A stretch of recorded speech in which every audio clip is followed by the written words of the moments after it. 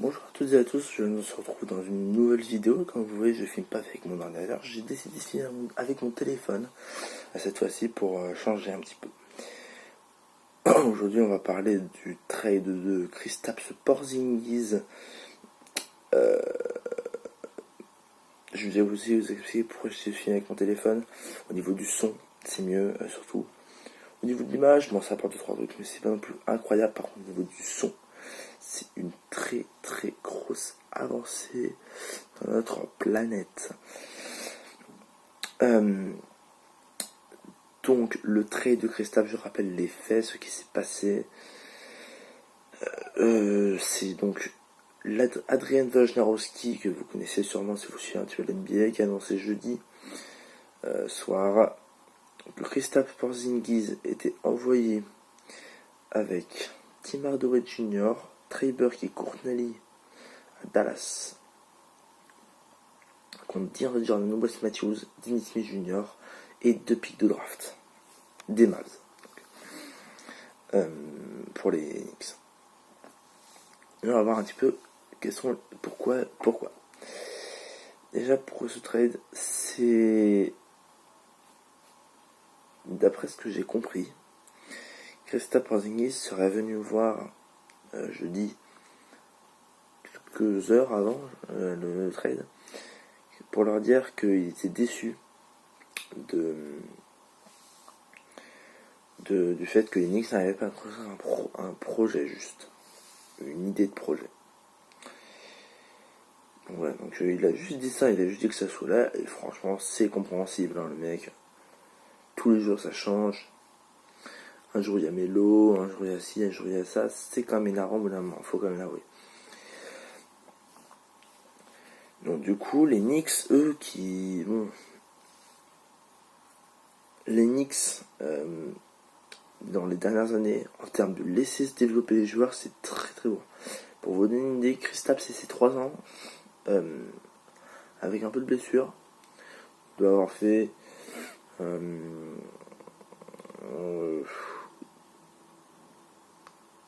230 matchs, 210, entre 200 et 250 matchs, bim tradé. C'est le plus gros, hein. Avant il y avait Gallinari, Wilson Chandler, Channing Frye, David Lee, les mecs. Bonjour. Tiens, on te laisse développer. Donc voilà. Donc forcément c'est Kristaps qui a été tradé, c'est les Knicks, c'est voilà. Il y a des points positifs dans ce trade. Hein. Donc pourquoi on été tradé Tim Hardaway Jr., Courtney Lee, Trey Burke. Tim Hardaway Jr. et Courtney Lee, qui avait plusieurs années de contrat encore, c'est pour faire de la place dans le cap, afin de récupérer des superstars comme Kevin Durant cet été, qui donc avec plusieurs années de contrat défonçaient le cap des Knicks. Donc voilà, d'ailleurs Kristaps Porzingis, on va un peu plus venir en détail après de pourquoi il a été tradé. Et donc c'est pour ça qu'ils récupèrent DeAndre Jordan et Wes Matthews, qui ont eux aussi des gros contrats, même plus gros que Tim Hardaway Jr. et Courtney Lee, mais c'est du fin de contrat. Donc c'est des mecs qui vont sûrement pas rester, et puis voilà. En plus, dans l'affaire, il y a Trey Burke qui avait dit qu'il voulait partir des Knicks, vu que c'était un peu compliqué, il avait plus trop de minutes. Et il récupère Dennis Smith Jr. les Knicks, donc voilà. Donc les points positifs du côté des Knicks, qu'est-ce qu'on a d'avantageux? De la masse salariale pour la free agency de 2019. 2019, il y a des bonhommes. Jimmy Butler, Kevin Durant, Kawhi Leonard, il y a qui d'autre? Il y a Klay Thompson, il y a Kyrie Irving, enfin il y a plein de mecs. Donc tu fais de la cap pour récupérer au moins une star dans ce tas. Et Demarcus Cousins évidemment.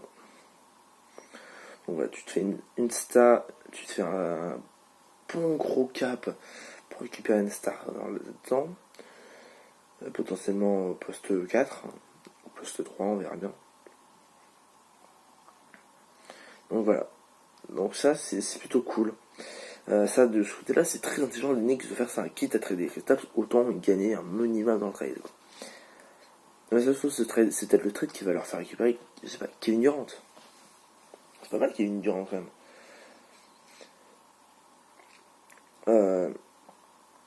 Voilà, donc d'où Tim Hardaway Jr. contre Lee, contre Wes Matthews. Et Dennis Smith, il le récupère parce qu'à la main c'est un peu compliqué entre Moody, Tripper, Frank Ntilikina. C'est compliqué. Donc là, il se récupère un mec, là, comme ils ont eu Derrick Rose, un mec, un gros scoreur, avec pas un shoot incroyable, hein, mais un gros scoreur, athlétique et tout. Donc voilà, qui a du mal un petit peu au Mavs, là, avec l'arrivée de Luka Doncic. Et donc, Trey Burke qui est tradé, il voulait plus être, il voulait partir, voilà. Bon, c'est pas une grosse perte, hein. Mais voilà. Le truc, c'est sur Kristaps. Pourquoi Kristaps a été tradé? Comme je vous l'ai dit tout à l'heure, la petite réunion qu'ils ont eue quelques heures avant le trade. D'autres choses aussi. Qu'est-ce que je vais... Oui. C'est l'histoire de blessure aussi. Le fait qu'il était en contractière et qu'il était blessé. Ça, forcément, ça a trotté dans la dénique, je pense. Le mec se blesse depuis ses débuts, en fait, et faut lui mettre le max, faut pas lui mettre le max, faut le prendre en contractière, faut faire quoi? Faut le faire jouer 20 matchs, 10 matchs, ne pas le faire jouer, le mettre à 35 minutes par match jusqu'à la fin de saison dès qu'il arrive, ou le faire jouer tous les matchs mais à 10-15 minutes. C'était très compliqué pour les Knicks de choisir. Donc au moins ce problème ils l'ont donné à Dallas. Mais Dallas, de toute façon, ils sont pas pressés, les mecs sont Luka Doncic. Kristaps, je pense que c'est de le récupérer, c'est pas non plus pour faire une demi-saison en retour de blessure, je pense que c'est aussi pour lui foutre un bon contrat. Et peut-être que Kristaps, je vais Ryan Blake. Genre, je viens de découvrir à quoi ressemble une vraie franchise. Tiens, pas dans le cul. Voilà. Et donc forcément, voilà, mais ça a dérangé beaucoup de monde. Moi aussi d'ailleurs, ça m'a dérangé. Comment tu peux te séparer d'un projet que tu as drafté, qui t'a vu se développer? Franchement, j'ai vu sur beaucoup de sites de report et tout ça, que franchement, Kristaps Porzingis c'est le meilleur pick de draft depuis Patrick Ewing. Il y a les bas, mais c'est quand même voilà. Hein, franchement, je sais pas si c'est faux. Donc forcément, voilà.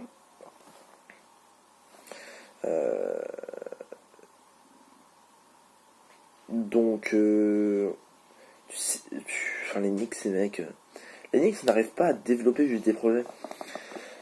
Moi, j'aurais été Knicks, j'aurais fait quoi? J'aurais gardé Kristaps.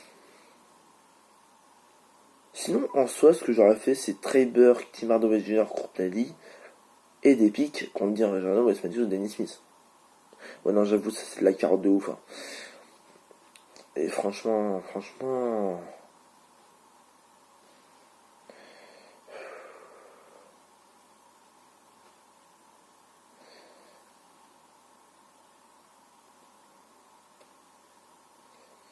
c'est terrible.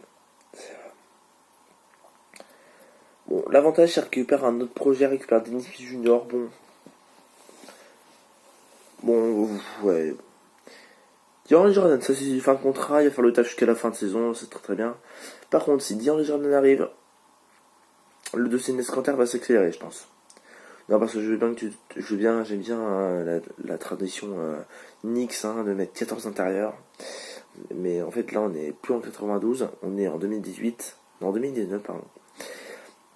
Et D'Angelo Jordan, plus Nescanter, plus Mitchell Robinson, plus nanana, plus Jules Cornet. Ça va pas le faire à un moment, il y a Nescanter, il va se barrer.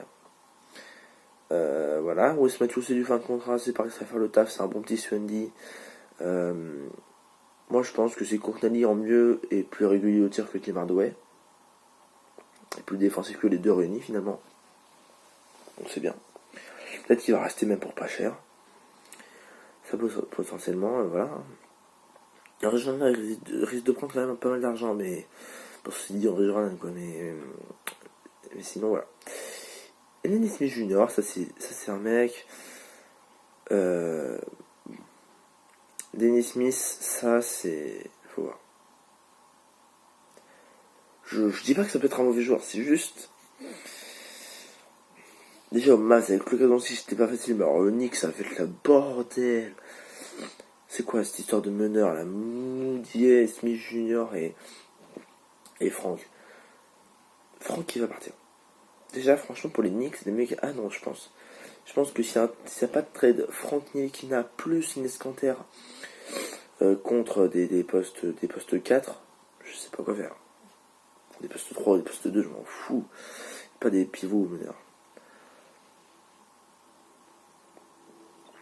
Du point de vue de Dallas, il y a juste un problème qui moi me trotte. JJ Barrett est blessé jusqu'à la fin de saison. Dennis Smith va être aidé. C'est-à-dire que leur traction de meneur, c'est Burke, Devin Harris. C'est quand même chaud. Après, ça va, Luka Doncic peut tenir la balle. Donc, c'est pas non plus. C'est comme les Sixers ou les mecs, bon. Ben Simmons. Ça. Moi, je veux juste pas revenir sur cette histoire de Ben Simmons, c'est un guard. Moi, ça m'énerve. Dans mon 5 majeur sur les Sixers, je dis que c'est un guard parce que tout le monde dit que c'est un guard. Et puis, sur passé de référence, marqué point guard. All-Star Game, il est compté comme un point guard. Voilà.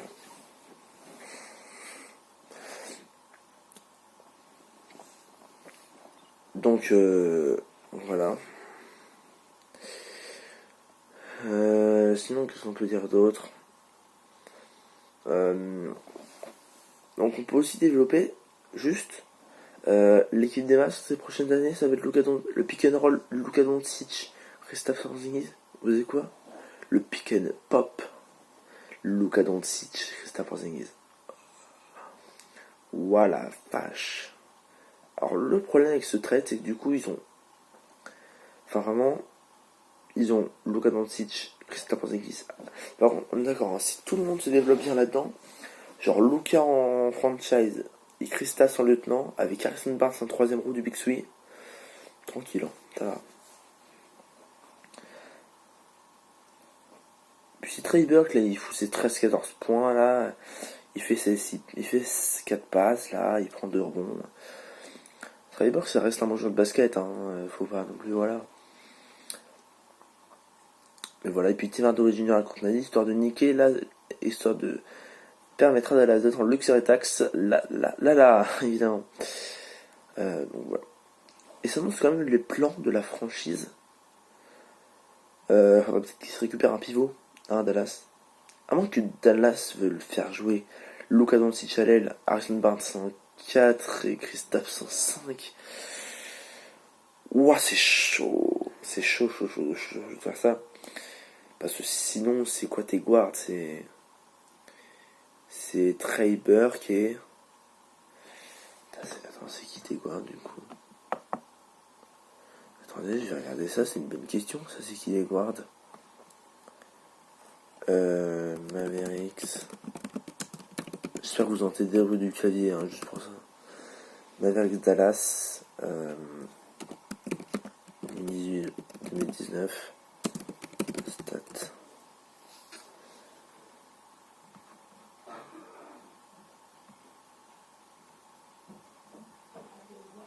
Mais c'est qui? Qui est-ce que ça peut être les guards? À la recherche des guards de Dallas. Putain, j'ai les ailes. Oh la vache. Non mais vraiment, mais c'est pas beau. Hein.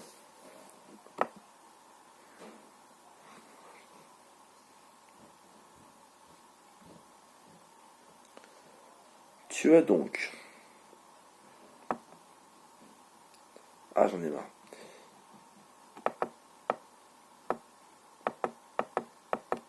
Ah, par contre, c'est team non américain, hein, vraiment.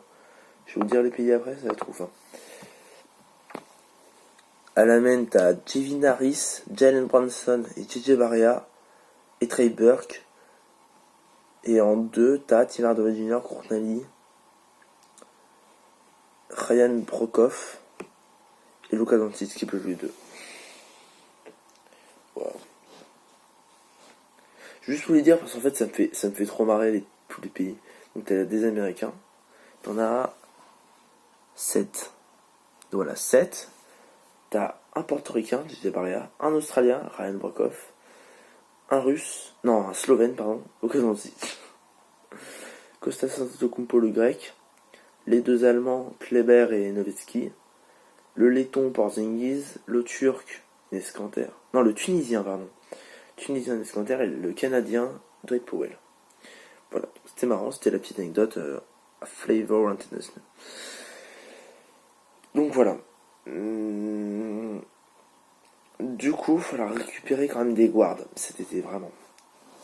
Et un pivot, s'il vous plaît. Donc voilà, je pense qu'on a à peu près fait le tour du deal. Qu'est-ce qu'on peut dire d'autre ?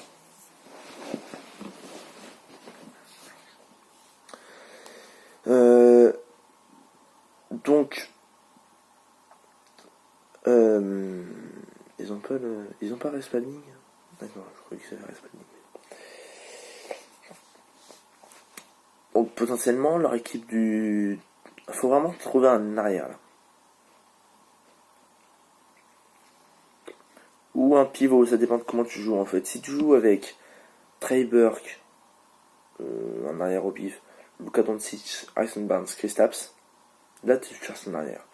Si tu joues avec DJ Barea, Trey Burke, Luka Doncic, Harrison Barnes, Kristaps en 4, et tu dois chercher un pivot là. J'adore ça la mégerie, hein, mais ça va être un peu compliqué.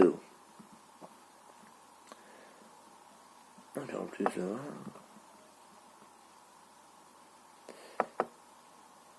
D'ailleurs, c'est ça que je voulais dire aussi. Là, je viens de l'avoir ce matin, on va le voir là, puisque là, on est tôt le matin. Là, il est 8h10, hein, pour vous donner une petite idée. Je me lève tôt pour faire des vidéos, c'est vraiment génial. J'avais vu un truc où apparemment, les Pels auraient refusé une offre contre Anthony Davis pour Kristaps Porzingis. Ça veut dire que la blessure de Kristaps, elle fait tellement flipper les GM que du coup, ils ne prennent aucun risque. C'est fou de se dire ça. Mais c'est complètement fou. C'est-à-dire que tu préfères te retrouver avec Kristaps et je sais pas moi, des Kristaps plus je sais pas moi, Trey Burke et des mecs au poste 2 et 3 là, Tim Hardaway contre Nadiba. Tu gardes le même deal. Contre Anthony Davis et un mec qui a fait 1 million, Etwan Moore plus Solomon Hill, par exemple. Ça t'intéresse pas?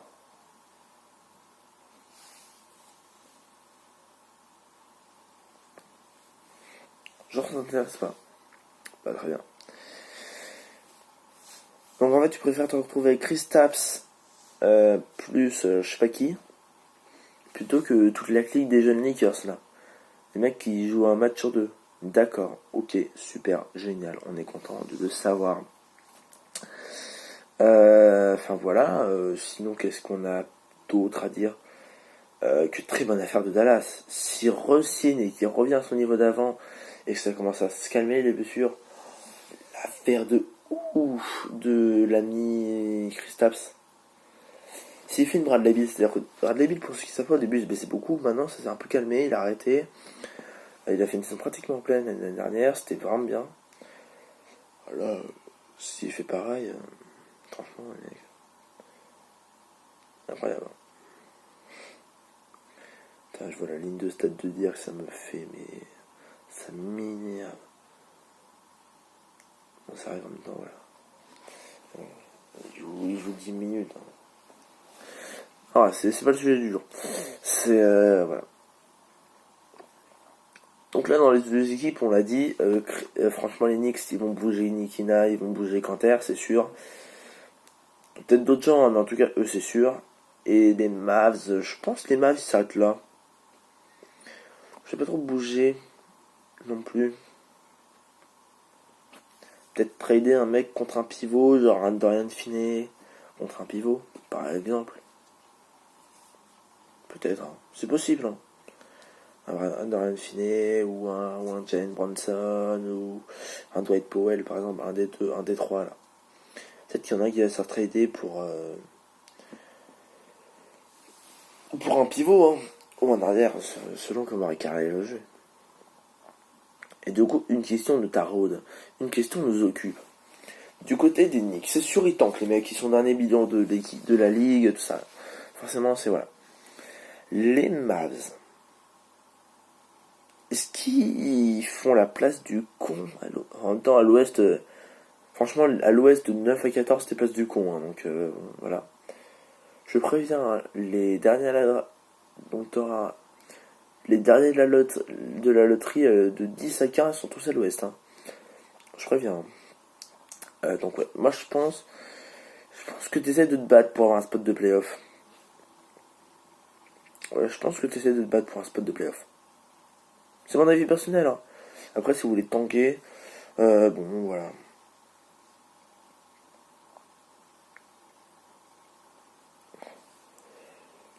Je dis pas que c'est pas possible qu'il s'est tanké, mais enfin, t'as une bonne traction là.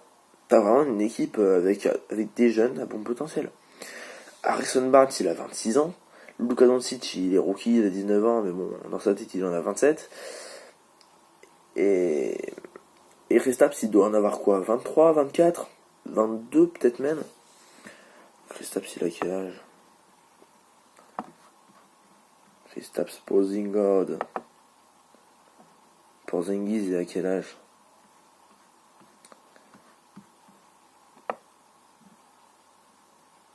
Porzingis, il a quel âge? Il a 22 ans, Porzingis. Non, 23 même. Donc ça va, je veux dire... Enfin, ça va, c'est tranquille, ils ont le temps de développer tout ça. Bon. Bah dites-moi ce que vous en pensez en commentaire de ce trade, surtout. J'avoue que je commence un peu à sécher. Tiens, donc aussi, je sais ce qu'on va faire.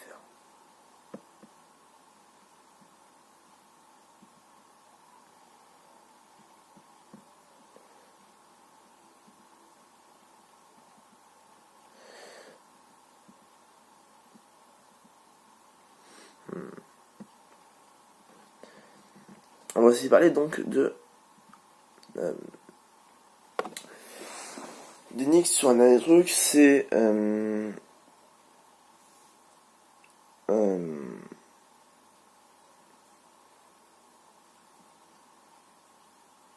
les Knicks ont récupéré quelque chose d'intéressant. Là, je vois ça. Hein, je vous dis, c'est Eurosport, tout ça.